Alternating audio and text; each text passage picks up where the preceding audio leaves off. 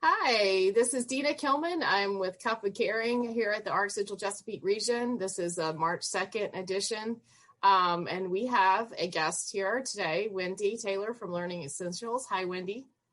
Hi, good morning, Deena. Thank you so much for having me. I'm really excited to have this little conversation and introduce myself and see if I can be of help to your listeners. Of course. We'd love to hear from you. Wendy is the founder and CEO of Learning Essentials. And I will go ahead, Wendy, explain to our listeners what that is. I will. So Learning Essentials provides academic support for students with a variety of learning needs and differences. And so we really take this holistic approach in supporting our kiddos and what we call educational therapy, which I'll describe here in a second. So Learning Essentials provides educational therapy, Iep coaching, and academic coaching for students. We also have Power Up by Learning Essentials, which supports kiddos with chronic medical conditions that are trying to navigate the medical world and the educational space as well. Oh, awesome. And so we support kids from pre-kindergarten all the way up to post-secondary. Our team all holds either a master's or a doctorate in special education, and they're state certified as educators. So we really understand what it's like to experience having learning needs and differences, and we understand and have the training that matches that to support our students. And why did you found this company? That is a great question. I started Learning Essentials by myself. Word of mouth grew, and I realized that I couldn't do it by myself. So we started to add folks to the team, and I realized the value of having somebody that truly understands kiddos that are struggling, so that they then have the training and experience to not only support the student, but also support the family and really become a collaborative team, working with the school, working with the IEP team, working with other professionals that support that student, whether it's a physical therapist, an occupational therapist, whomever's on that student's team. So really looking at that holistic approach and working with kids. And right now we've been around for 16 years. So I think it's working. Yeah, no, that's great. That's great. And it's tough making that decision to call you. I know, because I've had friends who were like, I don't know what's wrong. So what's your number one tip? Like when you're talking to parents, like what do you say? Take that first bite. Like, what do you say?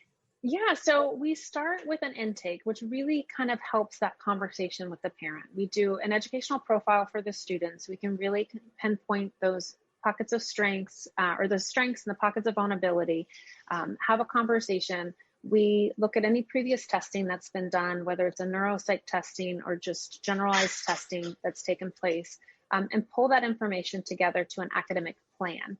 So right off the bat, we're really trying to see, a parent comes and says, there's something going on. My child's struggling with X, Y, and Z, but looking at kind of the why, looking at that broader picture of what could be impacting the student. You could have an older student that still has deficits with phonics. And so that's then impacting how they're reading, even though they're able to get the general gist, and parents say, well, they are reading, but then you can really see the foundational process of why things aren't working the way they should.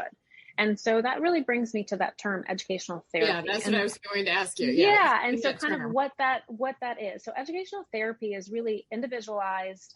It provides remedial instructions for a child that has learning needs and differences. For students, for example, with dyslexia, ADHD, executive function deficits, language, visual, auditory processing, all of those, not limited, but that gives you a kind of a breadth of what that is. And we really focus not only on the remediation of skills, but building those foundational attention, memory, and learning skills, which ultimately help our kiddos become more self-aware, self-reliant, efficient, and effective learners. And really then in turn being able to understand who they are as a learner, learn strategies to support who they are, and then ultimately be able to transfer those skills that they're learning with us in real time in their academic setting and then beyond. Memory, attention, learning, all of these skills don't only operate within the classroom, they're going to operate in the real world. So then boosting that confidence and being able to advocate for themselves and for their needs. And so again, through that initial intake, that assessment, we create an individualized learning plan for the students. And that, again, highlights the pockets of vulnerability and strengths and our goals that we want to work on. And so then our educators are able to implement these strategies, provide the remediation support, but we also, again, work with the team, with the family. We're always available to communicate and collaborate with others that are supporting that kid. So really to ensure that we're all moving in the right direction and having that conversation. So it is a little bit different than tutoring per se. I would say the most significant difference between an educational therapist and a tutor are really the training that they've had, the goals, the strategies, the services that they provide. They have that training and experience with students that have learning disabilities and differences. Again, that's why it's important for us to have our folks either have a master's or a doctorate in special education, and then that additional training in multiple areas, whether it's Iep coaching or reading intervention. So really understanding that student to be able to provide that the skills that they need. And I noticed on your website, you have a lot of fun ways to do this. I mean, it sounds very clinical a little bit, and a little bit like scary, but on your website, it's not scary. There's a lot of fun camps. There's a lot of activities you guys do. So how has that been impacted by COVID, and what are your plans? Like if I called you today and said, I need, whatever, are you doing one-on-one? Are you doing virtual? What does it look like today? We're doing a little bit of both. Mostly it is online. And so then parents will say, I have a concern because it's online. What we do is we will mail or deliver the manipulatives that a student needs. Okay. So, there's both. So we have, our kiddos working on reading, have letter tiles, colors. So we learn to stretch out the sounds that they hear with the color tiles, and then they match those sounds with the letters. And so they are able to utilize whatever manipulatives needed. They have them in real time. Our tutors have document cameras. And so there's really have opened up the scope of the students that we can support. Actually we have a family in Singapore right now. And so our only barrier is just adjusting for that plus 13 time hour difference. And so, ensuring that those kids have what they need in real time, and then they can work with their educator or their educational therapist and get the support that they need. I kind of love this because it's like how COVID has changed the world, and businesses that innovate have opened up new avenues, not only for you, but for the parents and kids that maybe had trouble accessing you before. Now you're just a Zoom call away, right? They can That's be right. anywhere in the world, and you can help them on the Eastern Shore. You can help them in the mountains of Maryland, like wherever they are, they can get to you now. That's amazing. That's right. Exactly. And then that's, we pre-COVID primarily supported families in kind of the Montgomery County, DC, Virginia, Northern Virginia area. And that has really allowed us, because everybody's gotten comfortable with being online and accessing that. So really has provided us a broader reach to support families. And, you have families, you kind of mentioned early on, that are not sure what to do. And I would always say, reach out. I'm happy to have a conversation. If we're not the fit, I'm happy to find resources that would be a best fit for families. Just from a mama heart myself, I understand that place of fear and love and trying to figure out, what is the impact? The school is saying this, I feel this, and just trying to figure out where to start. And you do have some resources online. I know you've got a podcast, I think, and a blog. And so these are free things parents can access. Absolutely. Right now, correct? That's right. So we put out about 6 blogs a month on a variety of topics. You can also find us on social. The blog is called Take Note, and goes through, again, different topics that are free and open for anybody.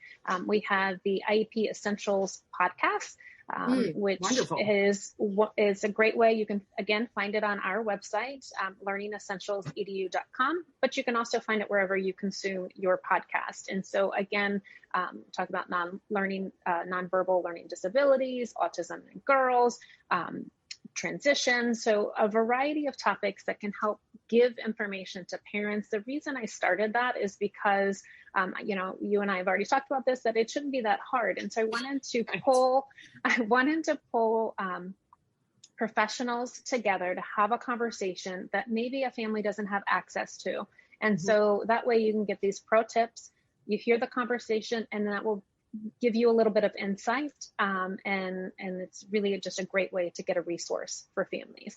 Wow, that's awesome. And we'll put the contact information in our Family Connector newsletter, which goes out once a month. And again, this video will be recorded and put on our website so parents can access it. And then when they are like, I need Wendy, what do they do first? What's the easiest way to contact you?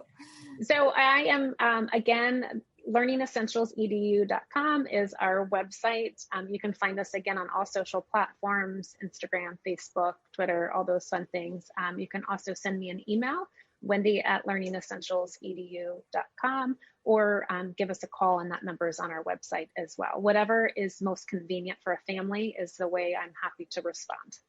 Oh, well, that's wonderful. That's great. Well, I hope this was a good introduction for our parents and our caregivers to what not only you, but what learning therapy is and what educational therapy is, because I think it's wonderful. Your website is fantastic. It gives you lots of information about, some possibilities for your child, and hopefully gives them the confidence and the feel goodness about going to school again, which we all miss. Yes, we all miss that, and we all need that. So yes. Anytime that we can help a parent and a family along this journey and supporting their kiddo, we're happy to do, and happy to kind of start that process and point families in the right direction and provide those services for sure. So absolutely a pleasure to connect with you guys. Absolutely. You too. And I do agree. Early intervention, or early support, I should say. I hate the word intervention. Early support, like what you guys are doing, just makes a difference in the kids' lives forever. So,